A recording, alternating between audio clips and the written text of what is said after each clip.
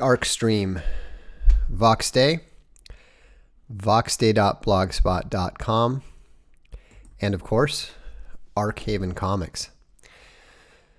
So I'm very happy to announce that Alt Hero number 5, London Calling, is now out in a digital edition. As always, we are getting the digital edition out before the physical edition comes out. And if you've been following our discussions lately, then you know that things are getting a little bit complicated because we are in the process of changing our size from the Royal Octavo that we introduced to the standard 6.625 by 10.25 comic size. And I appreciate we're clearly got some backers here who have read the issue. And something else you may not realize is that it's actually also, for those who are not backers, it's actually available in high resolution CBZ from the Arkhaven Comics store. And so what we're doing is probably not what the mainstream comic companies are doing, but we are putting out high resolution, unprotected CBZ files, 2048 by 1536 resolution. And I think that you'll see that the artwork is not only really good, but the storyline is wildly different than anything you're likely to see from any other comics company.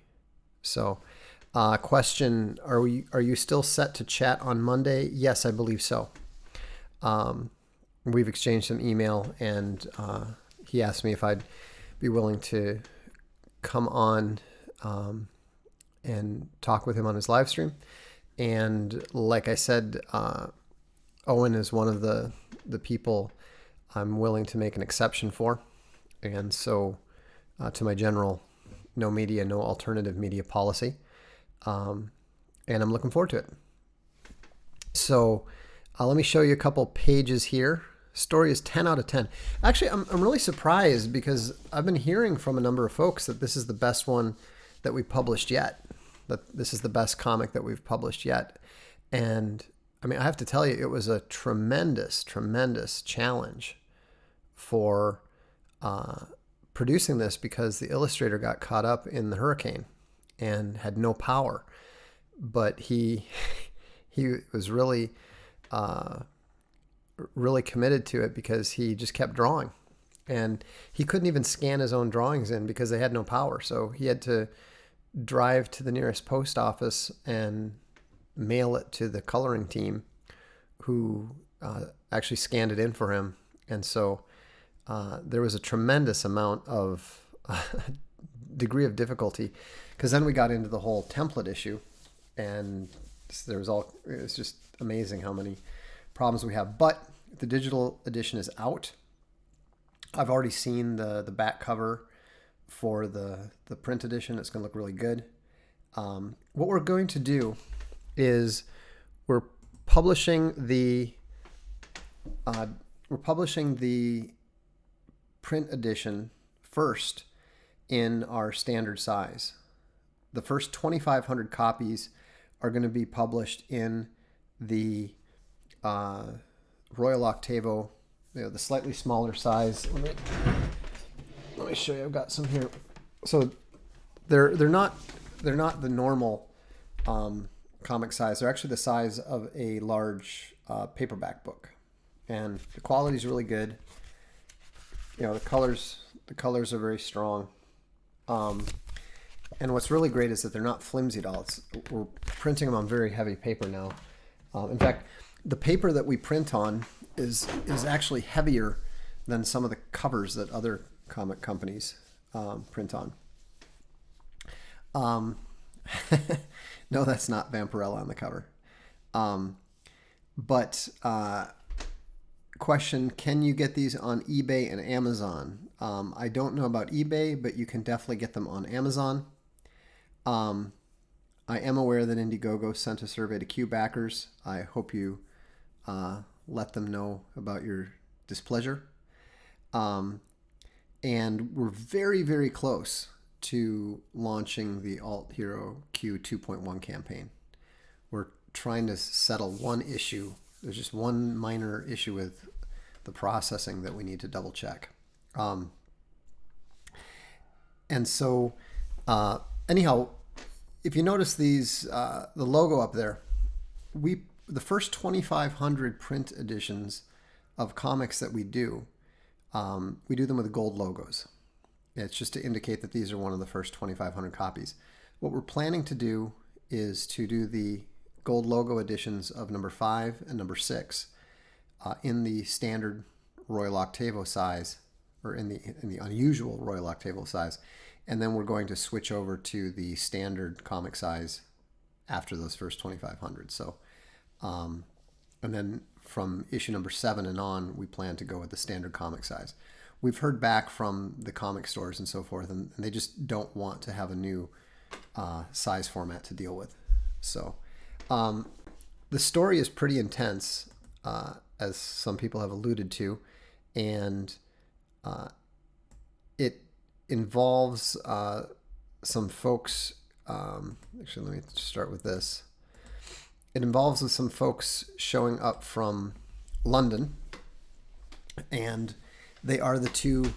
You can recognize the two characters from the cover, and if you followed the series, then you will recognize who is meeting them at Reagan International Airport in Washington, D.C. And that is, of course, the UNSPC Security Director Kulkarni. And he is bringing them in because, if you recall from one of the previous issues, Alt Hero number 3,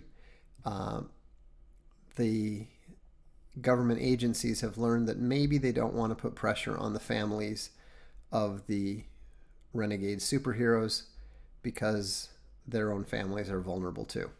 So, and then we go to the story of those renegades themselves, and you'll probably recognize both Michael and Shiloh, who are off driving down I-94 towards Madison for reasons that that will become clear as you read the story. So Richard did a phenomenal job on what is his swan song with Alt Hero. He's actually moved over to another Arkhaven series called Swan Knight Saga, and we have a couple different candidates to replace him on the American line. We haven't decided yet precisely who is going to do that. So, yes, it will come in a collected volume. We were actually hoping to get the 1 through 6 collection out for Christmas, but we didn't even come close to that. So, anyhow, we will, we'll get it out as soon as we can.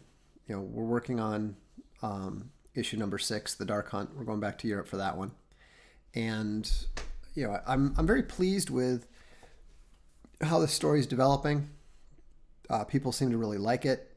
With practically every issue, people have been saying, "Oh, this one's the best issue yet," and we're just still learning how to do this. And so, I also had a conversation with the designer of the Alt Hero role-playing game, and we were just discussing, how we're going to handle the narratives. The game mechanics and all that are really sound. And so it will be interesting to see how that goes, because what we're trying to do with the Alt Hero role-playing game is not just come out with, a generic superhero game that, is like the, Heroes RPG or whatever.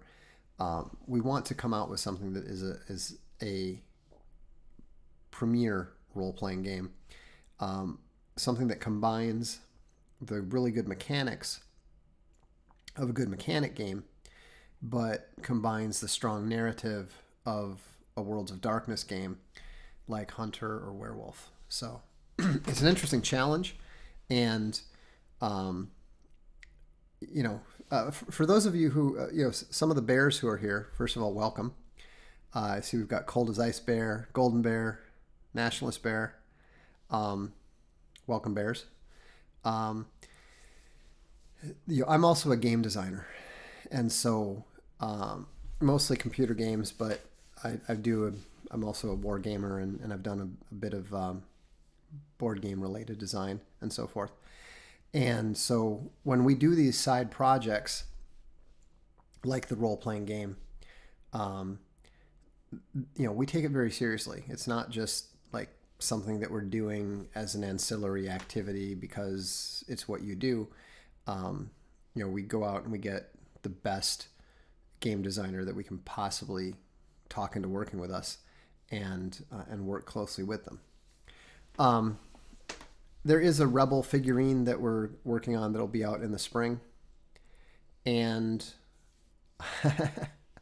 whatever became of the U.S. military alt hero set that looks so interesting.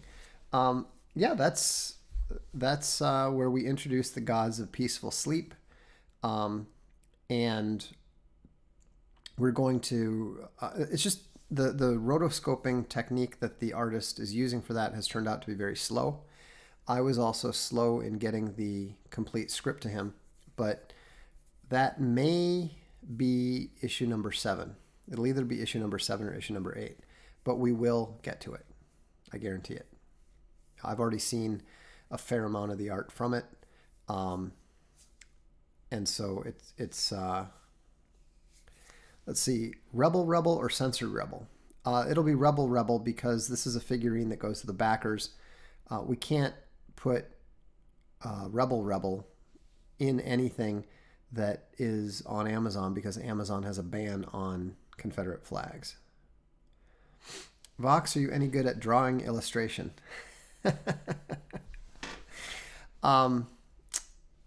There's a story that I will tell sometime, but the answer is no, absolutely not. I don't draw. I can't draw. I'm pretty much limited to stick figures. So, Charlemagne Bear, New Jersey Bear, welcome bears. A lot of bears tonight, especially for a relatively sparsely attended ARKSTREAM. Obviously there's plenty of folks who are not as interested in the comics as in the politics and so forth, and that's fine. We get even fewer when we do the dev stream, and we should have a dev stream coming up pretty soon, by the way. But sorry for the ignorant question. How do we back these comics? Well, there's a number of ways. The best way is to back our campaigns when we have them. So I'll be doing another ARKSTREAM soon where I'll be telling you about the Alt Hero Q campaign, the continuation of it. It's already been successful, but we did a very abbreviated campaign, and so we're going to open that up to more backers for those who want some of the custom stuff that the backers get. As the backers who are on here can testify, one of the things that we do is we send out when we get a new issue done, it immediately goes out in both Kindle format and CBZ format. Links go out to all the backers right away. And also backers, if you like the issue, please be sure to review it on Amazon. I don't think there's even any reviews up on Amazon. What did you think of Herbert Walker Bush as president? I thought he was a complete disaster. I think he was possibly one of the worst presidents of the 20th century. Not as bad as FDR, but probably worse than Clinton. What happened to all of Peterson's beloved patients? Well, we don't know. He doesn't appear to have been very good at his job. He literally refused to help a woman who thought she had been raped as many as 5 times. He refused to help her at all. He actually uses her as the example of not talking to people, not telling people what you think. Do you remember which episode it was that you told the story about the flaming sword pictures? I have absolutely no idea. I have a tough enough time remembering, books that I've written. I thought it was kind of interesting that somebody came up and in the comments the other day, and they said, what you said in 2008 about Jewish intelligence is actually quite similar to what Owen Peterson said. And they said, doesn't this contradict what you're saying now? And I said, well, certainly. Because in 2008, I had no direct information. I was just going along with what the, common assumption was. And the reason that I changed my mind was because I came across first the idea of high IQ exclusion that was covered in the polymath. And then later that year, when John Red Eagle and I were writing Cuckservative, the research that we were doing on declining American IQ caused us to think in certain ways that made it evident that high IQ claim was implausible. So, and so I changed my mind.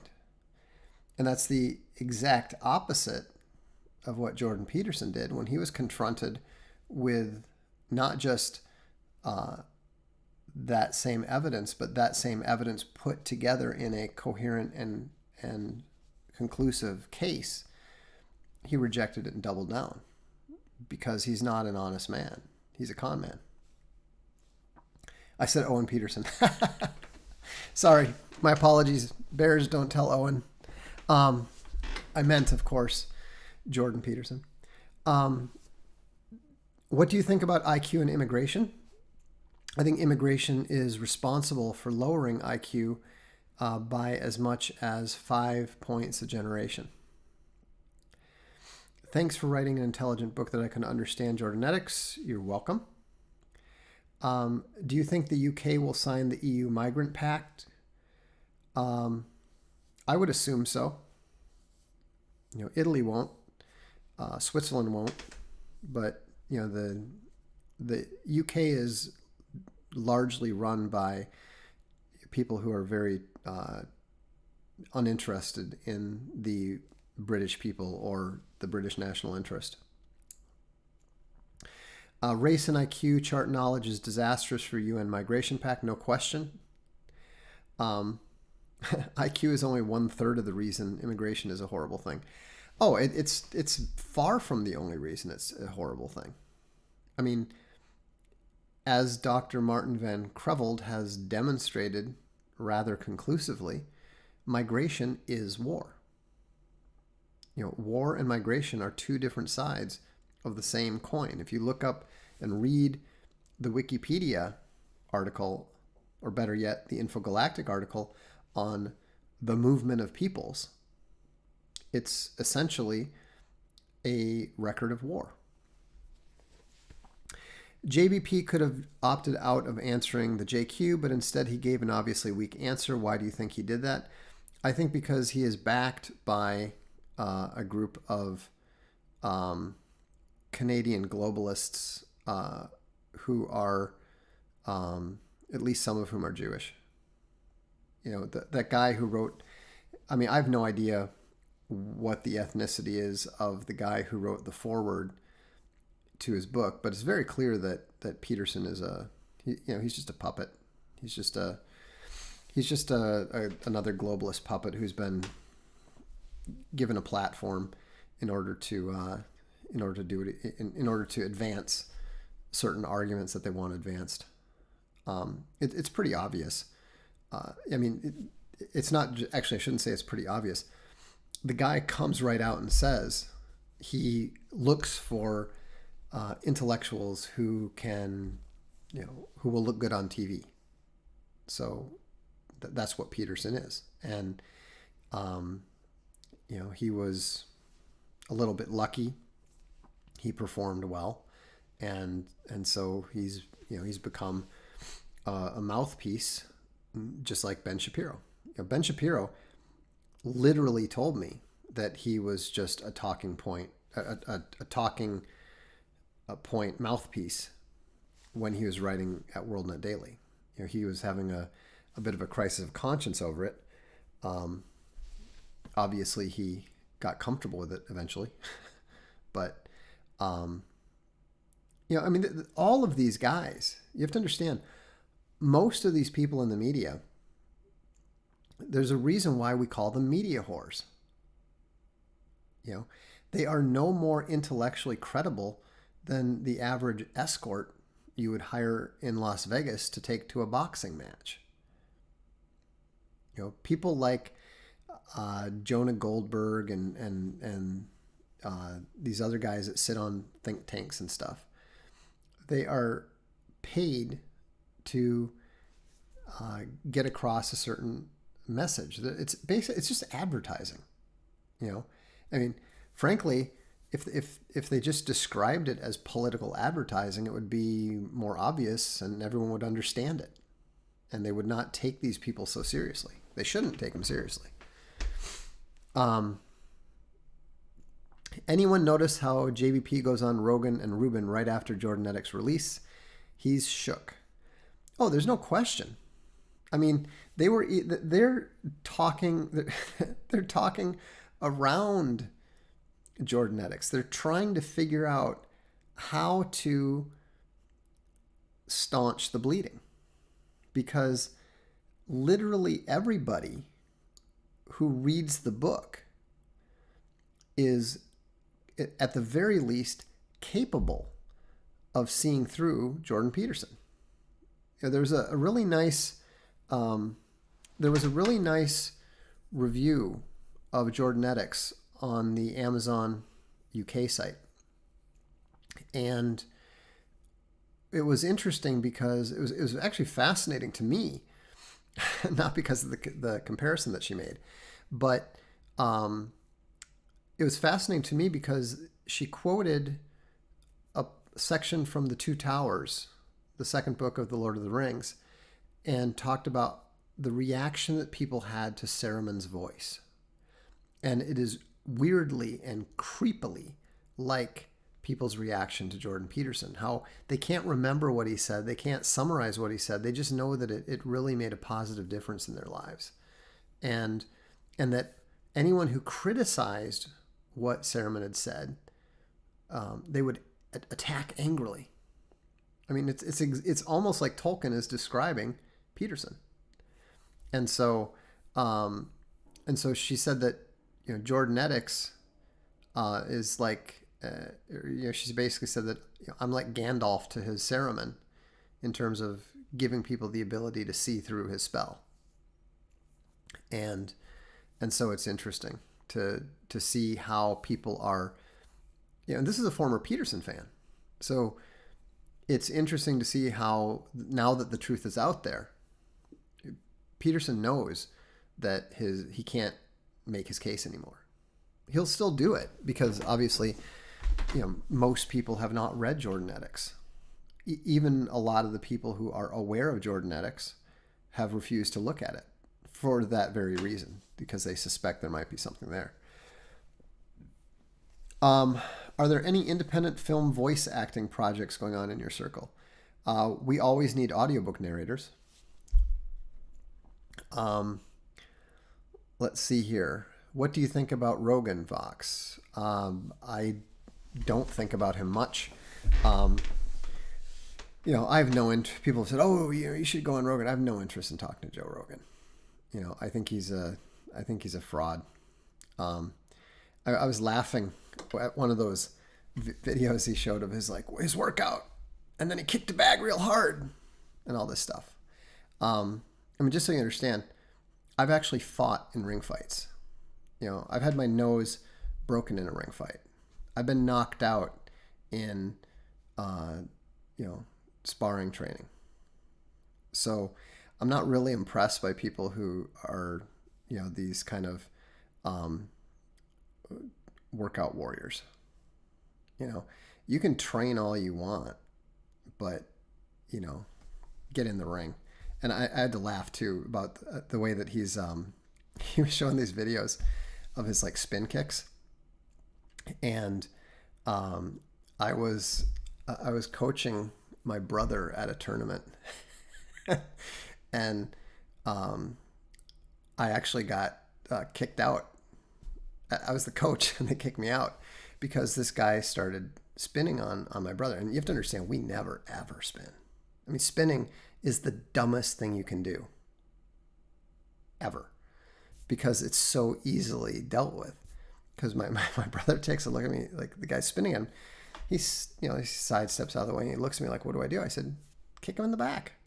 So, the guy starts to spin again. My brother just goes boom, with a front kick right to the back.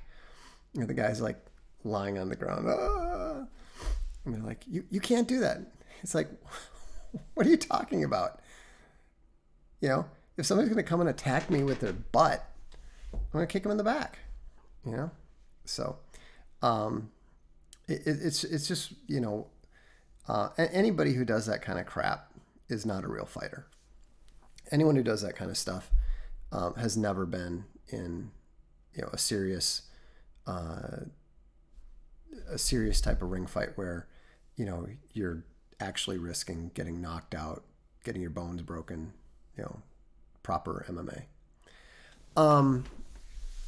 Let's see. Most people don't read books anymore, so Jordan will hang on to his following. Yeah, probably. I think Joe Rogan is CIA. Yeah, I doubt that. Justin Carpenter says, "I loved him. Now I want to vomit at his very sight." Oh, it's not that bad. It's ridiculous, but it's not that bad. Yeah, I tend to agree with TV88 here. Peterson will probably acknowledge Jordanetics in vague, passive-aggressive tweets.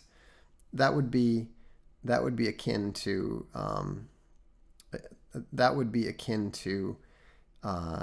what we know of his gamma status. I read some comments from the Rubin review, and it's infuriating. Well, yeah, but that's fine. That's good. People are behaving that way because they're scared. They're behaving that way because they know something's up. These things are a process. Most people are not capable of doing a 180 just on the basis of information. And in fact, Aristotle himself tells us some people are totally incapable of changing their minds based on information. It's not until they become ashamed or they start feeling some negative emotion on the basis of their allegiance to Peterson that they're going to be able to actually take the information into proper account. Adam says all of his recent interviews are indirect references to the book. I haven't paid enough attention to know, but a number of people have said that, and it wouldn't surprise me at all. He's a coward, so he's never going to be able to just come directly out and say, this is wrong, and this is why. And of course, he can't really do that because the book is not wrong. He's going to have to really up his baffle-garble game if he's going to try to simultaneously stand by what he wrote and deny what he wrote at the same time. Was World War II detrimental for how Britain is in the state that it is today? Yes, absolutely. Let's see. They are waking up like King Theoden did. Yeah, exactly. I mean, that's how I see it too. Like I mentioned in my response when I posted that review about the Gandalf Saruman thing, I've actually always seen Peterson as being more of a Grima Wormtongue. But that section about Saruman and the effect of his meaningless, soothing voice is actually a very apt comparison to Peterson. Let's see. I don't see China as an imperialist conquering nation. They've historically been very isolationist. Well, I mean, they have been imperialist in a number of places, no question. Um, but and also they have a plan to take over Africa.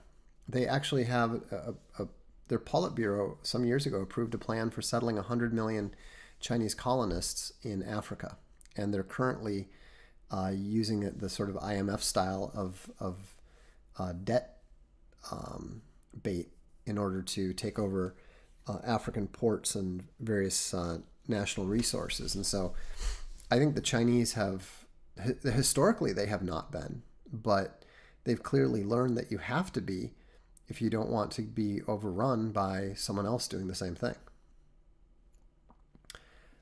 James said, I wrote a review for my blog and got a comment from somebody who very clearly hadn't read it. Congratulations. I get a lot of those on my books for some reason. They're usually 1 stars too. Let's see.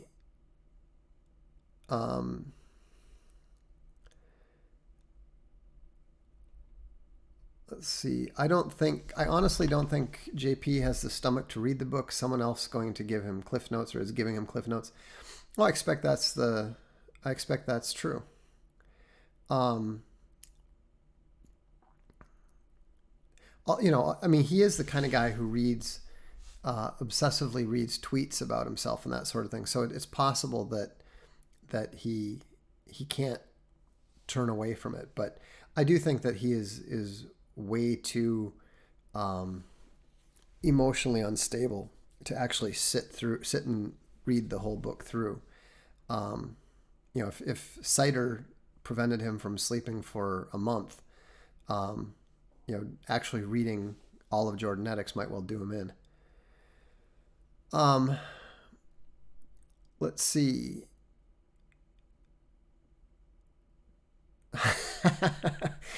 The final temptation of Jordan B. Peterson was to read Jordanetics. That'd be funny. What do you think about all the orc postings? Oh, I love orc posting. I've done my share of orc posting. I think I've actually created like 3 or 4 original ones myself.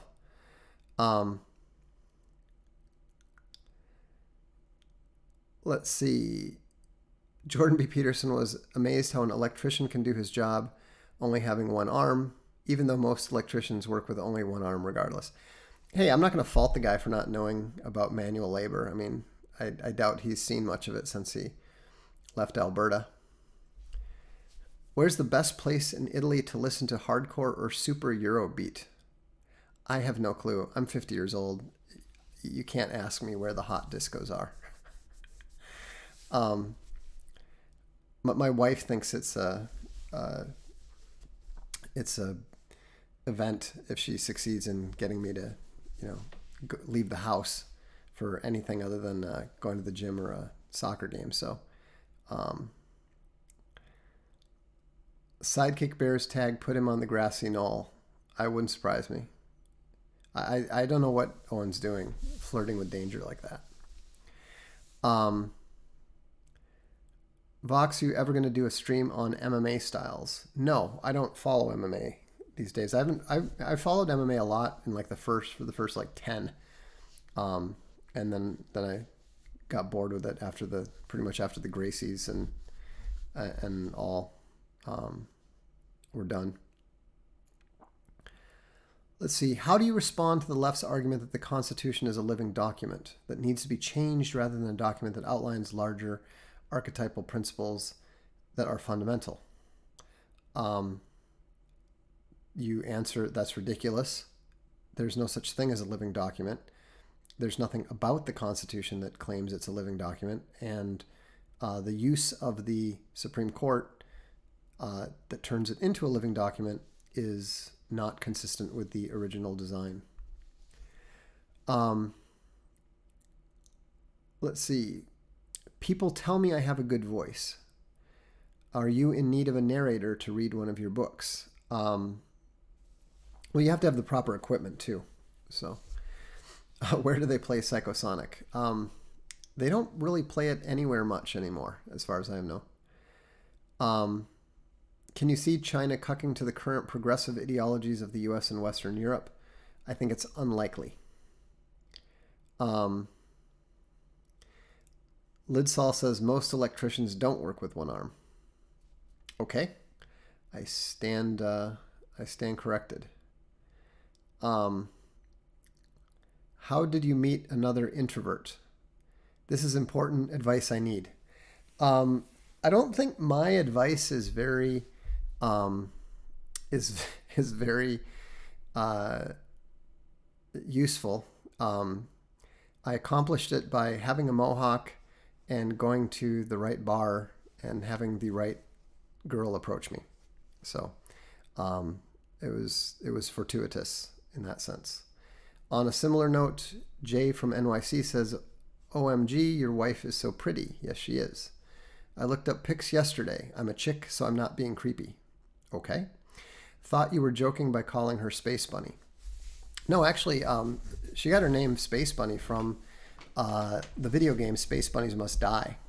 And we were at E3, I think it was, in LA, and everybody was noticing that my wife looked more like Allison from the game than any of the women that were supposed to be, dressed up like her and representing her. And so, of course, nobody really understood that the girl's name in the game is Allison, and the Space Bunnies are literally the space bunnies with lasers. Because I was using my pen name, that's the name that I was known by a lot of people. She thought that she should have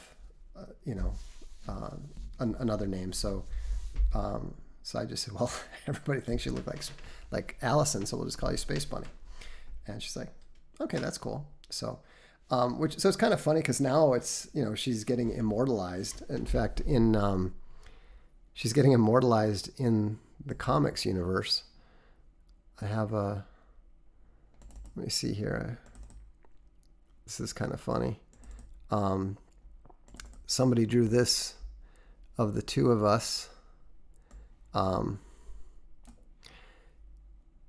So this is my alter ego as well as hers in the world of Alt Hero. That's obviously the Supreme Dark Lord and Space Bunny. So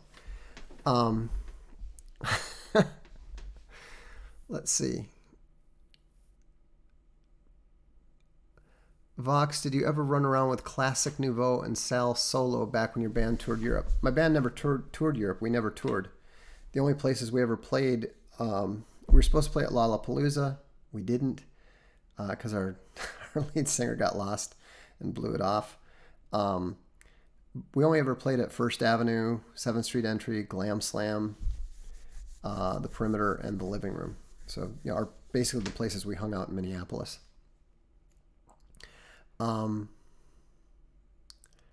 Let's see. Rome has a new single. Only Europe know about the migrants. Okay, that's cool. I like some of Sabaton stuff. Jesse says, just bought Jordanetics today. Awesome. Be sure to review it. Let us know what you think. Do you read and study the Bible regularly? Not as much as I should.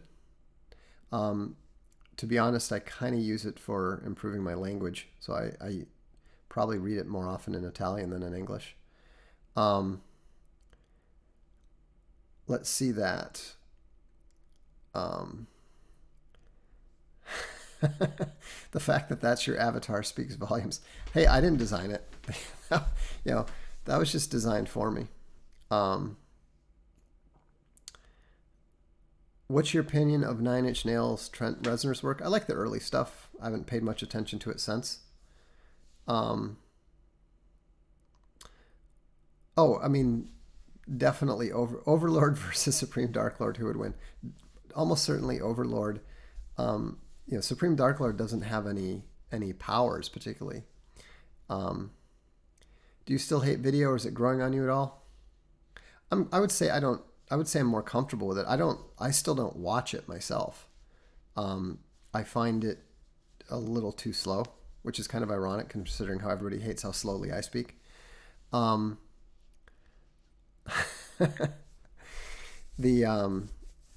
much of the Old Testament do you find relevant? Most of it. I mean, I find history relevant, much less divinely inspired history. I'll admit the Book of Numbers, not so much. What's your opinion on cannabis legalization? I've always been in favor of legalizing it. Will there be a God Emperor in Alt Hero? Oh, you guys are not going to believe what we're going to do. You guys have no idea what we are going to do. Let's see here. Can you explain the origin of Supreme Dark Lord? Yeah, it was a joke that really started with the whole sad puppies thing.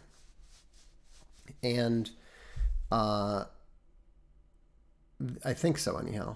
I mean, I had been called, Dark Lord since college, mostly because I had this coat, this really cool black, heavy black wool coat, and it had like black leather on the lapels and collar, and I remember like some people used to call it like the Dark Lord of the Night or something. That was a reference to the coat, not to me. And so anyhow, John Wright wrote this absolutely hysterical thing because the left was going totally bonkers over our inroads into the Hugos and our taking all the nominations. And so he wrote this ridiculous, very Lovecraftian thing about how the evil legion of evil, and he gave names to each of the people. Like Larry Correa was the international lord of hate. Sarah Hoyt was the beautiful but evil space princess. And then he had this long thing about how he had, constructed a massive statue of me made out of black basalt, and how they committed horrific and terrible deeds as they offered sacrifices to their whatever Supreme Dark Lord. So anyhow, it was just funny, and then people just rolled with it, and so so that's how we ended up with the vile faceless minions. I mean, almost all this stuff is stuff that the left has attempted to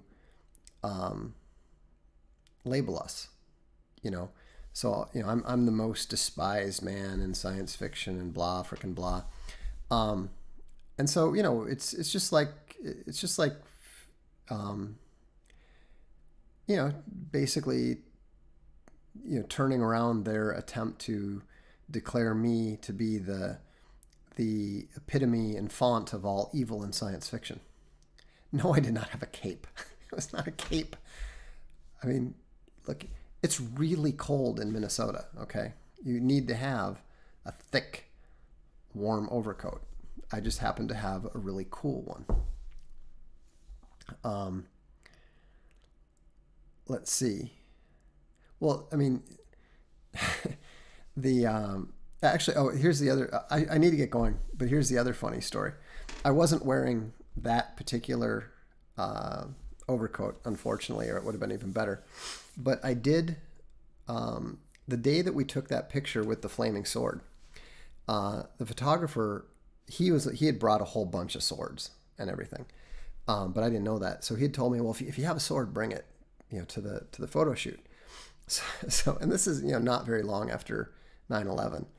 So I go down to the Minneapolis Star-Tribune. It's their main newspaper office in Minneapolis, and it's cold. So I'm wearing a long black overcoat, black turtleneck, black jeans, and my head is basically shaved. Actually, it was completely shaved, and I'm wearing these sort of Armani black sunglasses, and I'm also wearing black leather gloves, and I'm carrying a sword in a scabbard. And so I go walking in, and it was hilarious because I go to the desk and I just walk up to the woman. I said, hi, I'm here to see so-and-so, the photographer. And her eyes are like this big. And someone says, sir, would you please turn around? So I turn around, and there's two armed security guards, both with their hands on their weapons. They hadn't drawn them or anything. It wasn't dangerous, but they're like, could you please put down the sword? It's in a scabbard, so it's not like and I'm just looking. I said, what? They said, would you please put the sword down? So I said, okay, and they're like, would you mind taking off your sunglasses? I'm like, okay. I said, what's the problem? I'm here for a photo shoot. They're like, we need to check on that, because they were clearly concerned that I was some sort of Matrix figure there to chop up the newspaper office or something. So that was amusing. Anyhow, all right, well, that is it was funny when we saw the Matrix. Space Bunny just took one look at me, because the music too.